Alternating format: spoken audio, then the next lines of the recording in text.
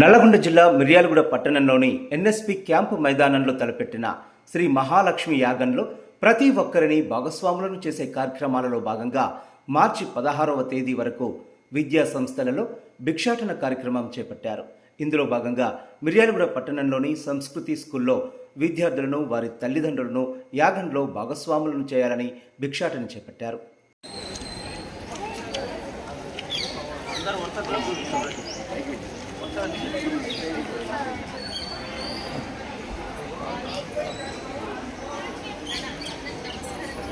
మాతృదేవో భవ పితృదేవో భవ అని మనకు వేదం చెప్తుంది. తల్లి తండ్రి ఇద్దరు కూడా దేవతలతో సమానం. ఆ తర్వాత ఆచార్య దేవో భవ, గురువులు కూడా మనకి దేవతలతో సమానం. అలా తల్లి తండ్రి గురువు ముగ్గురు కూడా మనకి దేవతలతో సమానం కనుక మనం తల్లిదండ్రుల్ని ఆదరిస్తూ గురువుల్ని ఆదరిస్తూ మనం జీవనం సాగిస్తున్నాం. ఎందుకు వాళ్ళు దేవతలు అయ్యారు అంటే, మనకి ఎవరైనా ఏదైనా కష్టంలో ఉన్నప్పుడు ఉపకారం చేశారనుకోండి, వెంటనే మనం ఏమంటాం, బా దేవుళ్ళగా వచ్చేవారు సమయానికి అని ఆదుకున్నావు అంటామా? అంటే ఉపకారం చేసేటువంటి వాళ్ళు దేవతలతో సమానం. మన తల్లిదండ్రులు మనకేమిటి ఉపకారం చేస్తారు? కానీ పెంచి పోషించి విద్యాబుద్ధులు నేర్పించి మనం ఏ విధమైనటువంటి అనారోగ్యాలకి గురైనా సరే మనల్ని కాపాడుకుంటూ జాగ్రత్తగా మనల్ని చూసుకుంటూ మనని వృద్ధి పొందించేటువంటి విధానంలో వాళ్ళు మనకి గైడెన్స్ ఇస్తూ ఇన్ని రకాలు చేయడమే కాకుండా వాళ్ళు బాగా కష్టపడి సంపాదించినటువంటి ఆస్తిపాస్తులన్నీ కూడా మనకి కట్టబెట్టి మనం వాటిని అనుభవిస్తుంటే చూసి ఆనందించేవాళ్ళు తల్లిదండ్రులు. మరి తల్లిదండ్రుల కన్నా గొప్పగా లోకంలో ఎవరైనా మనల్ని చూసుకుంటారా? ఎవరు చూడరు. ఏమండి మీ ఇంట్లో 3 రోజులు ఉంటాను, కాపాడు పెడతారా, భోజనం పెడతారా అంటే పెట్టే వాళ్ళు ఎవరున్నారు? కానీ మనకి రోజు ఏం కావాలంటే అది టైం టు టైం అందించేవారు తల్లిదండ్రులు. చేసేటువంటి వారు దేవతలతో సమానమని మనకు వేదం చెప్తారు. కనుక అలాంటి దేవతలు తల్లిదండ్రులు. సరే, ఈ లోకంలో మనందరికీ కూడా తల్లిదండ్రులు అంటే ఎవరికి వాళ్ళకి తల్లిదండ్రులు ఉన్నారు. కానీ జగత్ సృష్టినంతటినీ కూడా చేసినటువంటి తల్లి తండ్రి ఎవరు? నారాయణ, లక్ష్మీ నారాయణ. అందుకే భగవద్గీతలో చెప్పాడు పరమాత్మ, పితామహస్య జగతః, అంటే ఈ జగత్తంతటికి నేనే తండ్రిని, మాత తల్లిని, నేనే తండ్రిని తల్లిని కూడాను ఈ జగత్తంతటికి కూడా అంటాడు. అంటే ఇప్పుడు జగత్తులో ఉండే ప్రతి జీవికి తల్లి తండ్రి ఎవరు చెప్పండి? లక్ష్మీనారాయణుడు. చెప్పండి. కనుక జగత్తందరికీ కూడాను లక్ష్మీనారాయణుడు తల్లిదండ్రులు అవుతున్నారు. కనుక ఇప్పుడు మీ ఇంట్లో మీ అమ్మగారికి పుట్టినరోజు వచ్చింది అనుకోండి, మీరందరూ కలిసి చేస్తారా లేదా? చేస్తారా? మీ నాన్నగారి పుట్టినరోజు వచ్చింది అనుకోండి, చేస్తారా? మీ అమ్మ నాన్నల యొక్క మ్యారేజ్ డే వచ్చింది అనుకోండి, మీరందరూ చేసుకుంటారా? అలాగే జగత్తుకి తల్లి తండ్రి అయినటువంటి లక్ష్మీనారాయణులు ఎవరైతే ఉన్నారో వాళ్ళకు కూడా మనం పుట్టినరోజు పెళ్లి రోజు చేస్తున్నాం అన్నమాట. మనం అందరం సంతానమే కనుక అందరం కలిసి చేసుకుంటున్నాం. లక్ష్మీ అమ్మవారు పాలసముద్రంలో నుంచి ఆవిర్భవించారు. అలా ఆవిర్భవించినటువంటి రోజు రేపు ఏప్రిల్ 1వ తేదీ వస్తుంది. అమ్మవారు లక్ష్మీ అమ్మవారు అలా పాలసముద్రంలో నుంచి ఆవిర్భవించగానే నారాయణుని కళ్యాణం చేసుకున్నారు. అందువల్ల అమ్మ పుట్టినరోజు పెళ్లి రోజు రెండు కూడా ఒకే రోజు వస్తాయి. ఆ రోజు ఏప్రిల్ 1వ తేదీన వస్తుంది ఈ సంవత్సరం. అందుకని మనందరం కూడా కలిసి అమ్మ పుట్టినరోజు పెళ్లి రోజు జరుపుకోవాలి అని అనుకుంటున్నాం. మరి అందరం కలిసి అంటే ఎట్లా చేస్తాం? అంటే ఇప్పుడు మనం ద్రవ్యం కూడా దాంట్లో పడింది అనుకోండి, ఆటోమేటిక్గా ఆ కార్యక్రమంలో మనం కూడా పార్టిసిపేట్ చేసేది లేదు. అందుకని భిక్షా కార్యక్రమం నిర్వహిస్తాం. ప్రతి ఒక్కరి యొక్క ద్రవ్యం అందులో పడి ఆ కార్యక్రమంలో అందరికీ భాగస్వామ్యం కలుగుతుంది.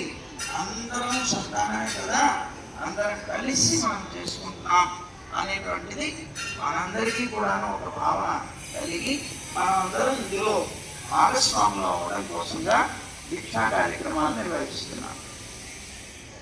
సరే, మన మిర్యాలగూడలోనే ఎన్ఎస్పి క్యాంప్ గ్రౌండ్ ఉంది కదా, అందులో జరగబోతున్నాయి. మార్చి 27వ తేదీ నుంచి ఏప్రిల్ 1వ తేదీ వరకు ఏమిటి జరగబోతుంది? శ్రీ మహాలక్ష్మి యాగము. ఏంటది?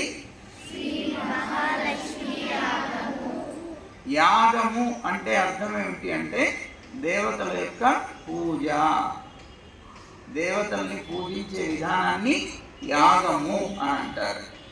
కనుక శ్రీ మహాలక్ష్మి యాగం అమ్మవారి యొక్క పుట్టినరోజు పెళ్లి రోజు సందర్భంగా అమ్మని మనం అందరం కలిసి ఆరాధించుకోబోతున్నాం కనుక దానికి శ్రీ మహాలక్ష్మి యాగం అని పేరు. అందులో ఒకరోజు 1,00,000 కుంకుమార్చన ఉంటుంది, ఒకరోజు 1,00,000 మల్లెల అర్చన ఉంటుంది, ఒకరోజు 1,00,000 తులసి అర్చన ఉంటుంది, పెద్దది దీపోత్సవం ఉంటుంది, 1,00,000 ఒత్తుల దీపోత్సవ కార్యక్రమం ఉంటుంది. ఆ దీపోత్సవంలో కూడాను అష్టదళ పద్మాలతో ఈ దీపాలన్నింటినీ కూడా పేరుస్తారు. మధ్యలో భగవంతుడు ఉంటారు. ఒక్కొక్క దళంలో ఒక్కొక్క కార్యక్రమం జరుగుతుంటుంది. ఆ కార్యక్రమం దర్శనం చేయడానికి అంటే చూసి అనుగ్రహించడానికి భగవంతుడు అటువైపు తిరుగుతారు. ఎక్కడ ఏ కార్యక్రమం జరుగుతున్నా భగవంతుడు అటువైపు తిరుగుతూ అలాగా మనందరికీ దర్శనం ఇస్తారు. అలాంటి అద్భుతమైనటువంటి దీపోత్సవం కూడా జరుగుతుంది.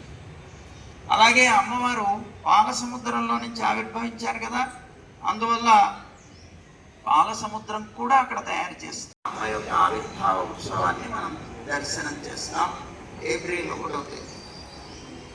అలా ఉండేటువంటి ఆ కార్యక్రమం ఉదయం పూట ఏమో పుట్టినరోజు జరుపుకుంటాం, సాయంత్రం పూట పెళ్లి రోజు అంటే కళ్యాణం చేస్తుంటాం. ఈ విధంగా మనం ఈ కార్యక్రమాలు చేస్తున్నాం కదా. మొట్టమొదటి రోజు అంటే 27వ తేదీ సాయంత్రం శోభాయాత్ర ఉంటుంది. ఈ శోభాయాత్ర అత్యంత విలక్షణంగా జరుగుతుంది. కుంకుమార్చన అనేటువంటిది 1,00,000 కుంకుమార్చన ఉంది కదా, ప్రతిరోజు కూడాను మీరు కూడా చేయొచ్చు. స్త్రీలు ఎవరైతే ఉన్నారో పిల్లలందరూ కూడా మీ ఇంట్లో మీ అమ్మగారు వాళ్ళు చేసినా మీరు కూడా చేయొచ్చు. ఇంట్లో ఒక శ్రీచూర్ణం ఉంటుంది, అంటే కుంకుమ ఉంటుంది. ఈ కుంకుమని ఈ 3 వేళ్లతోటి శ్రీ మహాలక్ష్మి అయిన మహా అనేటువంటి నామం చెప్తూ కుంకుమని ఏరాలి, పూజ చేయకూడదు, ఒక కలశంలోకి తీయాలి. అలా తీసి రోజు కూడా 108 సార్లు అలా తీసి పెట్టి ఇవన్నీ కూడాను శోభాయాత్ర ప్రారంభమయ్యేదాకా తీస్తూ ఉండాలి. శోభాయాత్ర 27వ తేదీ సాయంత్రం జరుగుతుంది. ఆ రోజు శోభాయాత్ర జరిగేటువంటి గ్రౌండ్ దగ్గరికి తీసుకురావాలి. తెచ్చి మీరు ఆ కలశాలు శిరస్సున పెట్టుకొని పెద్ద ఊరేగింపు జరుగుతుంది. ఆ ఊరేగింపులో మనంతా కూడా పాల్గొనవచ్చు. చేతితో తీసిన కుంకుమతోనే అక్కడ 1,00,000 కుంకుమార్చన జరుగుతుంది. అలాంటి అద్భుతమైనటువంటి కార్యక్రమాలు ఉన్నాయి. అలాగే ప్రతిరోజు పాల్గొనేటువంటి భక్తులందరికీ కూడా అన్నదానం, తల్లి ఆరాధన అంటారు, అన్నదానాది కార్యక్రమాలు కూడా ఉన్నాయి. క్రియాలు కూడా వాస్తవ్యులైనటువంటి మన కమిటీ మెంబర్స్ అందరికీ కూడా ఒక ఆలోచన కలిగింది. చిన్నప్పటి నుంచి చిన్నప్పుడు వాళ్ళు చేసేటువంటి ఇలాంటి కార్యక్రమంలో భాగస్వామ్యమే వాళ్ళకి వృద్ధినిస్తుంది. వాళ్ళ జీవితంలో వాళ్ళు చాలా చక్కగా వృద్ధి పొందడానికి అవకాశాన్ని ఇస్తుంది కదా.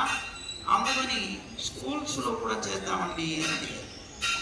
సరే, అలాగే తప్పనిసరిగా మీరందరూ కూడా భవిష్యత్తులో కాబోయేటువంటి ఇంజనీర్సో లేకపోతే డాక్టర్సో లేకపోతే ఇంకా ఇంకా ఇంకా ఇంకా ఏవేవైతారో అలాంటి వాళ్ళు అయినటువంటి మీ అందరికీ వృత్తి కావాలి కదండి.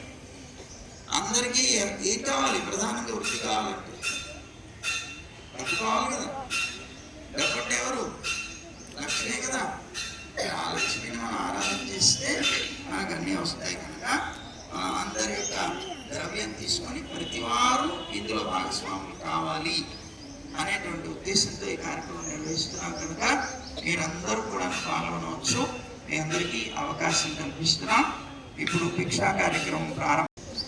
శ్రీశైలే సదయాపాత్రం దీపజ్ఞాదిగుణార్ణవం యతీంద్రప్రవణం వందే రమ్యజామాతరం మునిం లక్ష్మీనాథ సమారంభాం నాథయామునమధ్యమాం అస్మదాచార్య పర్యంతం వందే గురు పరంపరాం యో నిత్యమచ్యుతపదాంబుజయుగ్మరుక్మ శ్రీమత్పరాంకుశమునిం ప్రణతోస్మి నిత్యం.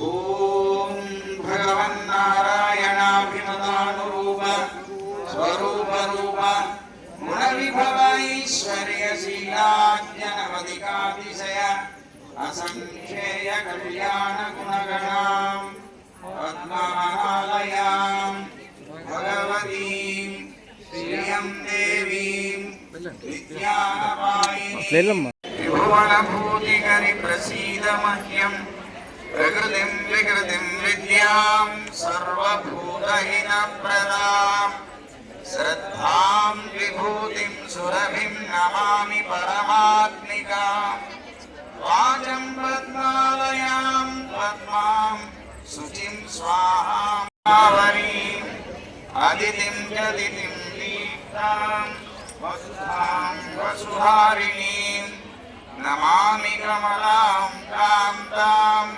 క్షమాం క్షీరోదసంభవాం అనుగ్రహపరాం వృద్ధిం లోకామృతాం దీప్తాం లోకశోక వినాశిని